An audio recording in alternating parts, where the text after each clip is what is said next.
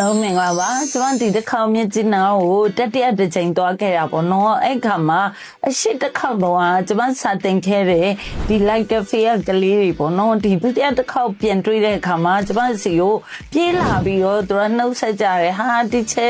မင်္ဂလာပါဘယ်တော့ရောက်တာလဲပေါ့အဲ့ဒါပြီးတော့သူကလေဒီမှာတွေ့လာပေါ့နော်သူရဲ့ဒီရင်ဘက်က name ကတ်လေးကိုပြတယ်ပြတော့ကျွန်မကြည့်လိုက်တော့ supervisor ဆိုရရလေးကိုတွေ့ရပါတော့ကျွန်မလည်းဟာcongratulations ဆိုသူကလေခုံပြီးတော့လေတပည့်တို့ရာထူးတက်သွားပြီဒီချဲကျေးဇူးတင်ပါတယ်ပေါ့နော်ကဲလည်းစိတ်ချမ်းမြေ့မိရပေါ့နော်ဘာလို့လဲဆိုတော့ကျမတို့ human resource management ရဲ့ motivation theory တစ်ခုရှိရဲ့ two factor theory မှာ motivator ဆိုတဲ့ကိုယ့်ရဲ့ဝန်ထမ်းတွေကိုစိတ်တက်ကြွပျော်ရွှင်စေတဲ့အချက်တစ်ခုထဲမှာ achievement ဆိုတဲ့အောင်မြင်မှုကိုခံစားရစေခြင်းဆိုတာပါပါတယ်ဒါကြောင့်မလို့အဲ့ဒါတကယ်ကို motivation ဖြစ်စေတဲ့အရာပေါ့နော်အခုကလေးတွေကလောက်ခလာစားကောင်းတာ uniform တွေလာတာအိတ်ဆရာနေဆရာစားဆရာတွေရှိတာဒါတွေကလုပ်ငန်းခွင်ကပေးရမယ့်အရာတွေဖြစ်ပြီးတော့အခုနောက်လို့ရင်းနေကနေလိုက်လဲဒီအလုံးမှနေတာ